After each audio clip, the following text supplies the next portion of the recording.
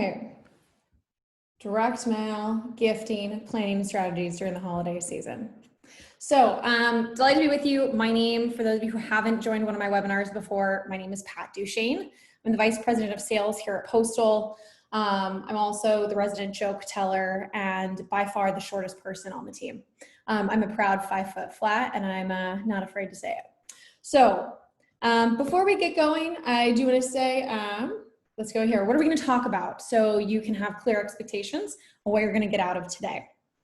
First, we are going to talk about why holiday gifting works, and not just holiday gifting, but gifting and direct mail in general. There's psychology and science behind it. So we'll talk a little bit about that if you're new to this, but also why, if you are new or if you're not, why Q4 is an exceptionally powerful time to optimize these types of campaigns in tandem with the other things that you're doing to engage with customers, prospects, and employees. We will walk through a bit of a framework for you on how to define who to send to, what to send, as well as like how to execute that, and then ultimately how to measure it. The reason why we bring this up is that sometimes holiday gifting gets thrown in this bucket, which is kind of like an afterthought. But really, this is part of a traditional campaign, and this should be something that you have expected outcome from. So we'll talk to you a little bit about how you can do that, whether manually or with a system. And then, of course, important dates to remember throughout this entire thing. With the fact that it is Q4, there's tremendous power in these campaigns, but there also requires a little bit more organization than maybe our life typically provides us. And we'll talk a little bit about how to give yourself that extra buffer. So some of you did register for this based off an email that we sent, and I say thank you. And so if you're here to win the Amazon gift card to help with that holiday gifting, or just to treat yourself on this lovely Wednesday, just stick with us, and at the very end, we'll be randomly selecting someone who will be winning the gift card. So why are we here as Postal talking to you about holiday campaigns? Why is it that we have any sort of authority to talk on this topic? Well, Postal is we call ourselves a experience marketing platform. And really what that means, that's marketing speak for, we help companies to integrate offline experiences, gifting, direct mail into existing online campaigns. And we help companies do this because we find that it increases prospect engagement, it increases customer loyalty, and promotes employee happiness and overall morale boosts. And we've been doing this for quite a bit now, and we have an incredible source of advisors and backing, which has given us the knowledge and the know-how to know how to do this successfully. And when we say successfully, we typically mean in tandem with other efforts, which is why we've spent so much time building this into an integrated program that should be run with other things that you're doing. Why am I speaking to you? Pat Duchesne. My background is entirely in software sales, and as a salesperson, I've optimized and used offline gifting and direct mail before. And then of course at Postal, this is our bread and butter. We eat our own dog food, and this is something that I use day in and day out with my team. So why direct mail gifting? I'm going to talk to you real briefly about why this type of engagement works. And then I'll talk to you about why Q4 is an exceptionally powerful time to do that. So a year or two ago, the Canadian Post ran a fairly in-depth study on B2B and B2C direct mail advertising in particular. And what they wanted to see was for companies that utilize just online and digital versus companies that utilize digital as well as direct mail, and kind of what the effectiveness of that was. There were a bunch of statistics that came out of this, and if you're really interested in learning more, we have a few tidbits on our website. You're also welcome to reach out to us. We can send you a direct link to the study. But the two tidbits that are incredibly impactful to today and that are relevant is that first, the effectiveness. So when exposed to a direct mail advertisement, 30% more respondents actually took action off of that advertisement. So that call to action that you bake into your advertisement was 30% more effective when it was direct mail, coupled with the online and the digital piece. But the crazy part about that, that I think is even more important, was this brand recall piece. So as sales and marketing professionals, we're often driving this top of funnel awareness. You know, do people realize they have this pain? How do I make sure that they know that we exist? And we can't always time it perfectly. You know, we can't always get in there right when they have that pain. And what I thought was interesting about this study was that for the respondents, they didn't grasp right during their moment of need. When they came back to them at a later date, they were 70% more likely to recall the brands that they actually engaged with physically in that direct mail advertisement. So what that means is that if you do happen to catch someone at a time where it doesn't make sense for them to consider purchasing your technology or your service, they are more likely to come back to you when they do need it. Also means that if a colleague or a friend or an acquaintance is talking about that need, they're more likely to refer you because you're top of mind, because they've had a physical engagement with that brand. And a really simple way that I was, CMO explained this to me recently was he said, you know, when was the last time you saw a tweet or a post on LinkedIn that was like, wow, guys, I had this amazing interaction with a banner ad? I'm gonna guess you haven't seen that. I haven't. But if you were to say, you know, when was the last time you saw a tweet or a LinkedIn post or a Facebook post, whatever you decide to use, that said, you know, look at this really awesome thing or handwritten card that I received from someone out of the blue. That happens. We do see that. And that's because it was a personalized engagement specifically intended for that individual. And that's a really simple way to think about it. You want to, that's the type of advertisement that you can't pay for. And that's what we want. That's what direct mail and gifting, when integrated into digital, can provide you. So that's across the board. These are the type of benefits that you can see when you're integrating direct mail and gifting into your campaigns. But specifically, like, why should we try to push this in Q4, which is already this incredibly busy time? Because I don't know about you, but it's insane over here at Postal. Well, it's a unique time. One of the reasons that Q4 is so busy at so many companies is that it's kind of like a battle zone for budget. At every company right now, for the most part, senior leadership's coming into boardrooms, or I should say virtual boardrooms right now, and they're defending their use cases and their reasons for budget. And you want to make sure that your brand and your company is represented at those conversations. Because come January 1st, no matter how much your buyer may really love your technology or your service, if you didn't make those conversations, there's nothing they can do to find a way. There's nothing they can do to find a way to buy you. They just simply didn't acquire the budget. So it's a really opportune time to make sure that you're in those conversations, and it makes that budget conversation super simple in 2021 when you're trying to land the business. The second thing is that humans, we naturally think in years. And so it's a really great time to celebrate the things that your company accomplished with your customers as well as your employees. And it's a great way to summarize the things that you've been through together. So if you're in the technology world, summarizing all of the accomplishments or all of the releases that you've made, reminding people that you continue to push things that are beneficial for them, or celebrating with your employees all of the milestones that you've encountered over the year. And then the last thing that I think is the simplest, but yet oftentimes the most overlooked, is simply a thank you for loyalty. I hope that we see a lot more of this year, especially given the turbulent times that we've had. But just thanking people for staying with you. You know, work is not glamorous, and not every company can be perfect. And thanking the companies as well as the employees that have stuck with you through the good, the bad, and the ugly, it goes a long way. You know, thank you is never out of style. And so you can take this opportunity to, you know, we recognize what you've done for us and we appreciate that. It goes far, and it's not many vendors that do that for their customers. So let's talk a little bit about how the framework works when you're building kind of this campaign. So it's important to remember a Q4 campaign is really not wildly different than any other campaign that you're going to execute throughout the year.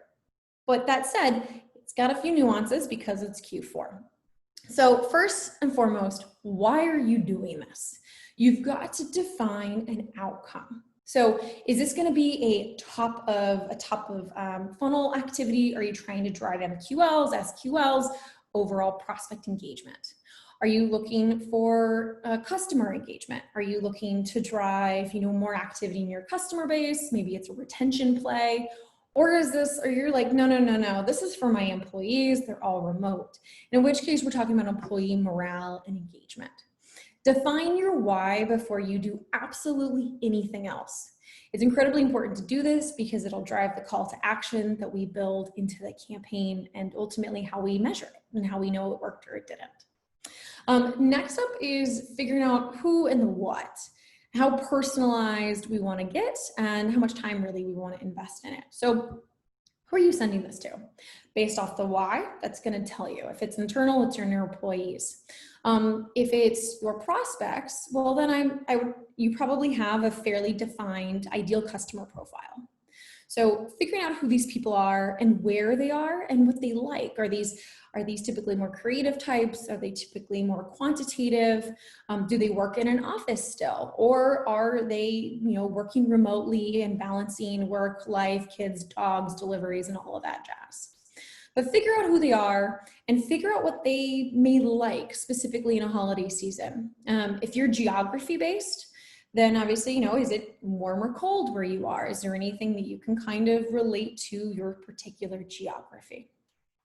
And then what you're looking for is once you identify this persona of whoever you're sending to, whether it's an internal or external, is figuring out how you can blend that persona and their wants, needs, desires, what they like with your brand. Because again, this is a campaign, this is a marketing exercise, whether it's for employees, prospects, or customers, and how we can kind of marry the two.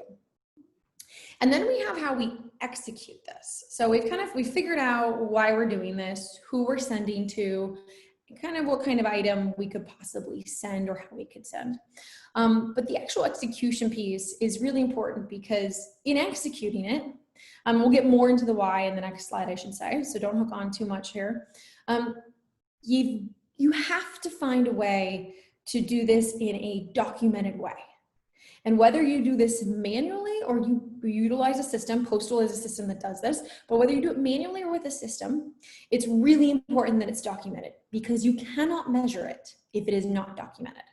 And what I mean by not documented, I mean by finding a vendor, giving them 30 names and 30 addresses and having them ship something. That is not documented, it's really hard to track, and you won't know the effectiveness of that campaign. So it's important to utilize whether you're importing this type of stuff manually into a CRM or marketing automation tool, or you're using a system of record to do this. It's really important that you find a way to manage it. Now, the actual how, and this is specifically for Q4 campaigns, is really just three components. So first is timing. Q4 is mental, it's insane. Everybody's great Aunt Bertha is sending last minute gifts. If you're like me, you don't start buying things on Amazon until the 20th of December. So just know that everybody is going to wait until the last minute. You and your company should not be one of them. So keep this in mind. And if you're used to sending campaigns that are offline, I would give yourself an extra day or two of buffer in each of the steps. Reason being is there can be completely unpredicted delays. Simple things like storms in the Midwest can cause delays in transportation that are entirely outside of everybody's control. So really keep this in mind. Next is the multi-touch component. Now, you can do this as a standalone. So if you just want to send one item to say, hey, thank you so much for your loyalty, and I just want to say thank you, and that's the only engagement that the recipient is having from your company, that's fine. But if this is going to be a multi-touch process, then you need to start mapping out what exactly that entails. There's a ton of benefits to multi-touch. I strongly encourage, no matter what the reason is that you're sending this campaign, that you do a multi-touch. And I've had some people say like, oh, I don't know if that's necessary for internal use cases like employees. I disagree. I think it's important that there's multiple touches and in different channels. So what I mean when we talk about multi-touch, it doesn't necessarily mean we're sending multiple items. Rather, it means we're engaging with that particular recipient in different ways over a period of time. One of them being kind of the delivery of the item that we're sending them. And then this last piece is connecting the dots. And this is really important, especially if you've got this multi-touch campaign. The message and the delivery of the item, it needs to have a defined author. So based off of your why you're sending this, it could be the entire company, a big thank you from ABC company to you. It could be from your account executive. It could be from your customer success manager. It could be from the CEO or senior leadership, but the author needs to be defined and it should be directly connected to your call to action. Whatever it is you want to get out of that campaign. To be perfect, like it won't make sense if you have the gift coming from the company, but the call to action is to book time with an account executive. In that case, it needs to be a one-on-one interaction with the account executive, gifting from them, and then of course asking to have a call with them. So keep that in mind. There needs to be a very, very clear intended author. And then you need to determine the channel and medium that we're engaging. So it needs to be organized. This should be a very coordinated dance, whether this is entirely owned by one department or it's coordinated between multiple. It needs to be very clear of what happens over what period of time and why. So if we want to introduce calls, emails, certain geotag advertisements, or what have you, why are they set in the sequence that they are? And what channel are we sending them or exposing our prospect to them? And then of course we should have a very clear timeline, and that should be shared with everybody that's involved. You've heard horror stories about certain departments sending things on behalf of other departments who don't know. It's important that everybody knows, because if you're going to send on behalf of another department, there's probably an action that's going to be required from that other department. So make sure that this is very well coordinated. And again, when we go back to measuring the success or the failure of a campaign, if you've documented everything, it should be very transparent and people know. Of course, what's happening and when. It's very important what's happening and when. So when you think about connecting these dots and you're sending those items, understanding delivery dates is very important. So I'm going to give you two examples. I think it would be important around two different use cases, two different whys, and what ultimately they sent and how. So the first use case we have is Julio. Julio is in customer marketing, and he works for an inventory management company. So Julio decided that the reason for his campaign is a thank you. So it's a thank you to customers. His customers are small and medium-sized businesses, and they are typically the store owners or they are store managers. Because he knows that these are predominantly smaller businesses, he thought it might be a good way to say thank you for their loyalty by donating to a local charity on their behalf. Now, the way he decided to execute on this is he decided to send them something physical, a handwritten note card, to say thank you for your loyalty, thank you for your year, we appreciate your business, we'd like to donate on your behalf, and there being a QR code that actually takes them to an online engagement that allows them to donate to a local charity. Now, this is a very interesting way to incorporate holiday gifting because it had an online and offline component in the same action. Now, this was all sent via the customer success manager as the author, and that's because they wanted the customer success manager to have another engagement with these customers to make sure that they were healthy. And so this is an example of a very standard, I would say slightly less personalized campaign that can be executed at a very large, wide scale. Then we go to someone like a Veronica. So Veronica is an ABM leader. She works at a fintech company, and she's decided my why for a campaign is top of funnel engagement. It's Q4, I work at a fintech company, so I sell to CFOs, and I wanna make sure that my brand is on their desk for these conversations around budget. So what she's determined is if she's gonna be targeting these Fortune 500 CFOs for brand awareness, she's gonna send them a super customized holiday gift box. The box is going to be branded. It's going to have a note from their AE because she's trying to drive, MQLs, and it's going to ask them for a call. In that box, she's got hot chocolate mix, Kahlua, Kahlua for good measure, it's the holidays, and then 2 branded coffee mugs. Interesting choice because she wants to be literally on the desk for the conversation. There is one thing that's always on a desk, and that's a coffee mug. So she figured that was her best way to make sure that there was physical engagement with her brand during this time. So how is she engaging? Now, she's not sending these on a mass level. These are very, these are very curated, very customized items. Rather, she's working with the sales team to build this into one of their sequences. So the sales team has a series of actions that they take in order to try to prospect to their top companies. And what she's done is she said, okay, I would like to bake into this one offline engagement. In order to do that, she's had to integrate the sending of these items into their work. Now, this can be done again manually or through a system, through a platform like Postal, where the sales rep is actually triggering these when they have done a certain level of engagement. And I'll bring this together for you in an image. So what I mean by this is, and this is a great example of a multi-touch sequence, is we take a ton of actions digitally and we summarize them in an offline engagement. And really what we're doing is we're warming up a prospect to ensure that we get what we ultimately want from this campaign. In this case, in Veronica's case, we want top of mind and we want brand awareness to drive more MQLs. So we have a sales rep who sends email, we have some online engagement with LinkedIn, we make some phone calls. Then marketing sends an invite to our holiday virtual event. Then we send our offline gift box. So they get their Kahlua and their coffee mugs and their note card from the account executive. The account executive is notified when that delivery happens. Whether you are doing this with a system of record or manually, so important that you get delivery notifications.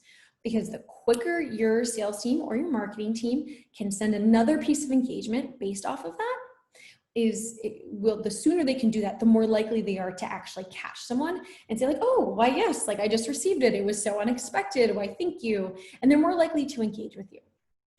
And so by incorporating this into a sequence, Veronica's ABM team is able to optimize the number of CFOs in that Fortune 500 grouping that actually respond and book a meeting with their AEs. So what that does for Veronica is that means that she's looking into Q1, she already has a tremendous head start on pipeline building and her MQL numbers for the following year. It's a really powerful way. Again, when we talked about execution and connecting the dots, there's a lot of moving pieces here. And there's a few different parties and different departments. So it's so important that you connect those dots transparently and that the communication pieces as well as channels are really clearly defined. So I've covered a lot today. We've talked a little bit about why direct mail and gifting works and why Q4 in particular is a powerful time to do that. We've talked a little bit about the framework defining the why you're sending this campaign in the holiday season and how you decide what it is you're sending based off of the profile of who you're sending to. We've talked a little bit about how to execute it and bring it together. I've spoken now for 24 minutes, which is pretty long for today and for Zoom. So I apologize for the Zoom fatigue if anyone has it. But I do want to open this up for questions. You're more than welcome to put in any questions you have into the Q&A piece. If there are no questions, we're happy to talk to you offline if you'd like to book time with us. Again, this can be done manually. This can be done with a system of record, but I do implore you to actually go through the exercise of building out this campaign. It's important that you know why you're doing this so that you can go back and measure against that. So I do really, really encourage you to go through that exercise. Let's see here. Okay, I've got a question. What are the best holiday gifts, that's a very broad question. I'm going to, I think it's important that you understand who you're sending to. You can get as creative and as customized as you want. So it's really, I would say, like, you need to understand who you're sending to. If you're sending to your employees, if they've all been working from home, if you have certain values, I would try to build off of your core pillars or your core values as a company. I think right now building off of those is really important, as we tend to be a little bit more separated as an organization. And obviously, if you're sending to customers, then understanding your ICP is really important. So that's a hard question for me to answer. There's a ton of options, and I've seen some very creative things. How do you execute? This is a great question, and I didn't address this. I apologize. I should have. How do you execute these campaigns while most employees are working from home? Awesome question. And up front, it can feel like, oh wait, I can't do anything. But yes, you can. There's a ton of tools out there that help you work around this. Home and work have kind of become one. And so what we've done here at Postal in particular is we have built into our technology the ability to do one of two things. So one is to actually, when we saw that sequence of events when we were incorporating a multi-touch campaign, we can introduce in that sequence a gift email that actually prefaces that we want to send you a gift. Can you confirm your mailing address? So we can do that to make sure that we have the right mailing address. If you're sitting there and you're like, no, I want this to be a complete surprise, there are free online tools. I'll give you an example of one. It's called True People Search, that actually give you a fairly good chance at finding someone's home address. True People Search is based off of voter registration, and it is something that is very up to date today, thanks to the year that we are living in. And it's a great way if you just want to collect addresses to kind of surprise and delight manually. But if you don't want to do this manually and you're doing a mass send, the gift email and integrating that into your sequence is really, really easy. We've also at Postal integrated with USPS, so we can actually verify addresses as you type them in. Now, do you integrate with Marketo? Great question. Right now, we have active integrations with HubSpot, Salesforce, Outreach, and Salesloft. Marketo is already in the works. We have an alpha, I would say, version. Beta version will be available in the coming weeks, and we expect to have a full delivery of the Marketo integration by the beginning of December. If you are interested in learning more about the Marketo integration, we're currently interviewing customers and prospects on how they would use it to make sure that we're still building it the way that you want to utilize it. So to the person who asked that, if you are open to a conversation, we'd love to hear from you. Okay. Any other questions? For those of you who are, let me see here, one more question. Okay. Does Postal execute email campaigns to help obtain their current mailing list? Our current mailing list. Yes, we do. We also collect addresses through our email campaigns. We collect addresses in our normal engagement process. So our sales team has if you're interested in learning more, again, you're welcome to reach out. But we do use a very integrated marketing and sales engagement process at top of funnel. So our sales team has certain behavior that they take, whether online through both email as well as LinkedIn Sales Navigator, through the phone, through text message, and that's integrated with some marketing activities as well as offline activities that ultimately allow us to collect more address information when required. And then another question around Microsoft Dynamics. Microsoft Dynamics is on our list of future integrations. Right now, we have a tremendously powerful integration with Google and Google Chrome. What that allows us to do is allows us to send directly from senders' inboxes. The Microsoft integration is for that exact functionality is almost released. So that is T-minus just like a week or so. So if that is what you're interested in, happy to talk to you about that. Dynamics as a further platform, I don't know what the timeline is on that, but I do know that that is coming up very quickly. obviously many companies do use Microsoft, so it's important that we build in. And then let's see, I've got Q&A kind of happening in multiple places. I apologize, both in the chat. All right, awesome. All right, cool. Well, thank you guys so much for your time. Now, important, I guess, thing that I haven't announced, which is our winner of the $50 Amazon gift card. Kim, if you are listening, Kim, you are the winner of the Amazon gift card.